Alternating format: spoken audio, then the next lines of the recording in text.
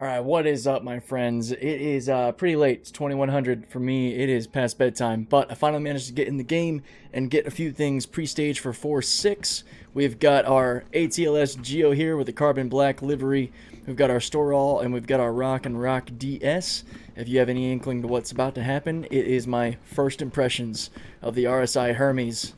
So let's go ahead and get this sucker pulled up. Now, if you saw my reaction to CIG's Behind the Ships, you know some of my initial inklings about this ship, especially a particular paint color. That is what we have coming out here. This video is going to be in two parts, essentially. This first half is going to be my very first impressions, very first time pulling this ship up and looking at it myself. And then we're going to get it loaded and take it over to Crew L1 to stage for some action tomorrow. And then I'm going to do the second part of the video where I've spent several hours with the ship, so I can give you a difference between my initial first impressions and first thoughts, and then what it's like to actually work with the ship and seriously use it, and let you know if my feelings change or what I'm thinking, and maybe help you make a decision about this ship. So let's go ahead and hop in. We know pretty well what the outside looks like. It is of the Apollo sort of variant. I do love the ships that have the external lights that let you know where the door is coming down. So already we have this awesome archway with this like ribbed entry, like a spinal cord on this thing, which is of course the tractor beam. And we are going to, before we do anything else, figure out if this actually has two positions or if you can move it freely. I believe it's only two positions. So we'll power this on. Scanning, configuration, communication, so you can actually look at all your power settings from right here. Now, we do have this thing modified with the highest grade components that I have for it. So, looks like we're doing pretty good on all of that. Let's go ahead and hit our remote turret button. Cool, that allows us in here. So, we've got decent rotation here. We're all the way at the end. Now, what is the toggle? Is it going to be our toggle configuration buttons? No. Interesting. I don't really know. Oh, I hit forward on the pad. So what if I pull back on my stick? No. Okay, so hit W on my keyboard again. Nope. Okay, W and S. That's how you move the tractor beam, and it is a two-position system. So W will move you forward. Or no, S just toggles it. S is just toggling both directions. So tap S again. Alright. Interesting. So I have to tap S and then toggle and move stuff around here. So how far out can I come here? Not too far. So I can't see that 8 SU box that I placed out here. Let's check that out real quick. So when you leave the remote turret, it retracts. It's good to know. Let's go ahead and grab the 8 SU Store All and just kind of put it in a position out here and see if we can grab it with that tractor beam. This is what we really want to see for our first impressions, right? We want to see what it's like to just grab this thing, yoink it onto our ship. So there we go. Enter remote turret. And then tab S, or hit S to push forward here. And then we will grab the crate. Tap S again. I'm going to bring this back while pulling the crate into the ship. Not bad, man. And then we will rotate it here and just throw it in this corner. Alright. First use of the tractor beam, done. So, let's pop off of here. It is stashing itself before it lets me off the terminal, is that right? Oh no, it's because I'm hitting S, which is moving it. Okay. Got it. Alright. So that is cool. So yeah, here are our components. Here's our weapons rack. Very nice. Suit locker that isn't in yet. So we can actually go ahead and put our multi-tools here. Stash this in the first one. No appropriate item. What do you mean no appropriate item? Is that only for gun? Like actual firearms? Hold on. Oh! What? Handheld multi-tools don't fit right here? I don't think that's how that's supposed to work. Let's see. Nope. Wow. So, okay. I don't know if that's exactly how this was supposed to go, but you can't put your multi-tools here. That sucks. What is up, my friends? Editor Deadwake here real quick to show you that I'm dumb. Thanks to a buddy of mine in our Discord, I realized that had I just looked down, I would have saw where the multi-tools can go. So there is no need for an issue council or a complaint here. You have your sidearms or firearms up top and multi-tools down here. So now you know, guys. Take care. Can I stash? Yeah, my normal firearm, of course, will fit right here. It looks really good the way that's designed, how it's grabbing the weapon, so that is really cool. And then, of course, we should be able to stash our tractor rifle in there. And then I, of course, have my salvage, which I like that there's 3. It's kind of perfect to have one of each, you know? That's awesome, and I do like it when they store. This should be one of our component bays. That is 2 of our shields. Another thing I immediately don't like, guys, like the Asgard, it's got 4 size 2 shields. It's a bubble setup, which, I don't know. I mean, I'd rather have 1 size 3 quadrant shield than 4 size 2s. So I've got 4 ramparts on this, just like my Asgard. Now we got our fuse relay here. The computer, that doesn't really do anything. Just an empty slot for now. What is this for? Ah, fuses. That actually opens that. Cool. And then, of course, we have our massive cargo area. It's a big empty space to stash boxes. So, nothing to really report there. I do like there's actually a housing for your fire extinguisher. That's cool. Let's move on to see the rest. More components. Which ones are in here? Aha! Alright, we got our quantum drive, power plant, and cooler. Very nicely organized here. Cooler, power plant, life support, and radar on top of our engineering terminal that's actually hiding in here. Interesting. Okay. Close those up. And then, of course, the really badass cockpit and dual entry system, which is awesome. You can retract the rails to drop these down to just have more of an open area, which is what I like more, honestly. You got 2 beds. I think this is the head. Yep. Retractable toilets and all, plus the dining area. Looks really good. I like this layout a lot. And then, of course, up here above the beds are your massive storage containers. Oh, well, not truly massive, you know, about almost half an SCU of storage up here, but you get all 3 different variants of your typical storage.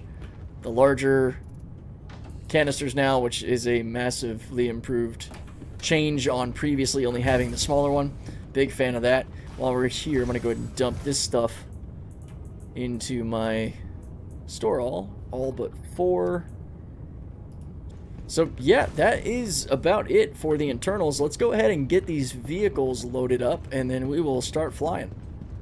Also, just thinking about it, for those weird issues with not being able to put your multi-tool into that little slot on the small arms part of the rack there, I'm going to see if there's an issue council for it. If there is, it'll be in the description of this video. Please contribute. If there isn't, I'll just make one, and it'll still be in the description of this video. And this thing looks freaking amazing, dude. Especially in this color. Like, ah, my god, I love this so much. We're rocking all the Deadbolt 4s on this bad boy. Alright, let's get off the ground here. Kind of heavy, kind of heavy. Oh boy. The DS might be too big. It does have some really wide tires though, man.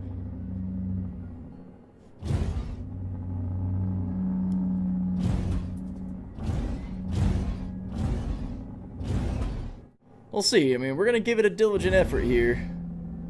Alright, I think we're hurting the ship, and I don't want to do that, so we're just going to leave this here. This is not meant to go with us. So we still have to do the MFD reset. If you come back and your MFDs are blacked out, just hit U on your keyboard to reset it, and then go back to flight ready, and everything will be back. I am going to throw my helmet on, so I've got my MFD casting. I am curious to see the fuel capacity in this thing. We got a Hemera quantum drive on it, so we're going to be moving pretty fast, pretty efficient. Curious to see how far we're going to get. Going to nav mode, 4.65 quantum fuel. Oh, thank you. Thank you, thank you, thank you. The raft sitting like under 2. The Asgard is like 1.8. Oh my gosh, man. The only thing that rivals this thing's fuel of its category is the Connie. So glad to see almost 5 SCU of fuel. That is going to be a massive, massive selling point for this thing as far as a daily driver. That is just a beautiful ship, man. I really, really like this design. And I think I can get used to this strut layout. At least directly in front of me, the glass is nice and open. Maybe this is kind of the approach they'll take with the Connies when they give them the gold pass. This isn't too horrible. I mean, we all know that RSI love their struts, man, but at least they did a pretty good job of keeping the struts out of our immediate field of view. I also do appreciate over here that the MFD is kind of situated within this frame. I like that. I can understand why they did that from a design aspect. It just makes it feel like it fits there better. And this thing just has a gnarly look to it, man. I love the massive nacelles. I love the flare off the hull from the different engines. The inside's pretty sick.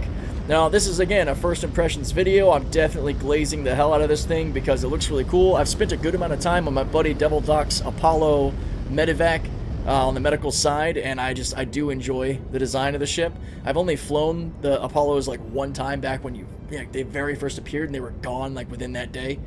So it's cool to be able to get some time with a ship like this. Molino mold samples. You know, I wonder if we should collect this kind of stuff from ships we see kind of just laying around. I could totally tow this ship with the SRV. Possible good use for the SRV in upcoming videos when it comes to abandoned ships that probably have really good mission gear on them. Oh my gosh. 4 Deadbolt 4s all under my control? Check fire. That's insane, dude. And damn, man, when you see this thing next to something like a Caterpillar, it's big, dude. It's freaking massive. Okay, I do like how well these are pulling into the ship. Not really clipping on anything and just going right in place. I also don't know if these are going to be usable outside of the contract that they're on, but this is part of my testing of this ship to see what it's like to use it, as well as just these missions in general on 4.6 to see if these will be repurposable since it's an abandoned player ship with all these resources that could be going towards helping the Alliance. Now, you guys know me. This is a game-ruled Caterpillar. We are not pirating. We are recovering lost goods. Go ahead and close that up and we'll get out of here. I like how easily these all came into the ship. It was really simple pulling them in through that back space and slotting them in place. No real annoying sort of hiccups there. So that is an awesome first experience at moving cargo in this ship. I like it.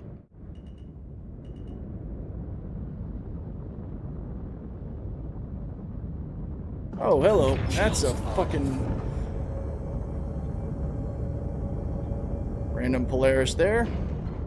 This thing also does 1,200 meters per second. Holy cow. Alright, we got out of there. I got a little worried. There's a cat and a Polaris that showed up. Interesting little tidbit I noticed looking at the MFD in Quantum. Not sure how many other MFDs have this here. Batteries might not be too far off. Also, I will say, I love how easily readable these MFDs are, how clear and well done the UI is on them. Love it. Love it, love it, love it. This is why I love the fuel capacity, man. We made it all the way to Krill 1 from Levski. We only used 23% of our fuel. This ship is going to be awesome in Pyro, too. This might be the ship that I use to grind that Pyro rep up to experience to use the whole sea again when the wipe comes. Yes, I'm thinking about making changes so that I have a Hermes for good. Granted, still, first impressions, I'm only into 37 minutes of using the ship as of the recording right now. So we're going to touch down at Krill 1, I'll give some closing thoughts, and that'll be it for this video. Oh, that turnaround is beautiful. Beats the Connie in maneuverability. Now, so far, my first impressions, love the ship. I'm really enjoying it. It's, again, only been about 38, 39 minutes, not even 40 minutes. We do have the beeping of the terminal because it didn't like that I had pushed the shields as high as I did, apparently. Yeah, we managed to grab up a bunch of COVID-20 here. Just put on the left side just to see how that goes. I'm going to mess around with this tomorrow as part of my ship use to see about turning it in to see if it actually works. I like that this was able to stay over here. Granted, it pushed back far enough that it's cooking my wall again, so let me try to move that. Alright, there we go. I think it's a little happier over there next to the rock instead of being crammed back there. But again, I do really enjoy how this is organized, and we still have our pathway here. This is a nice, well-lit, well-purposed space. More thoughts to come when I've gotten more time with the ship. But with the first impressions out of the way, let me know what you guys think, if you've had any time with this. If you want to be able to use this ship without having to pledge it, if you subscribe at the Imperator level, or Imperator level, however you want to say it, $20 per month, this is the ship that you get for free for this patch. So, you want to try out the Hermes? Might be worth subscribing for 20 bucks versus paying out, what is it, $220 for the ship right now? Let me know if you end up doing that, and if you ended up liking the ship, what your thoughts are. We're going to go ahead and get this thing stored, and I'm going to get out of here and get to bed. I look forward to bringing more content on this thing. Okay, terminals are still acting up. Lovely. I'm trying to wrap up this video. Chris Roberts, I'm really excited to see this thing and to hear what y'all's thoughts are on it. Until next time, guys, take care. I'll catch you out in the verse.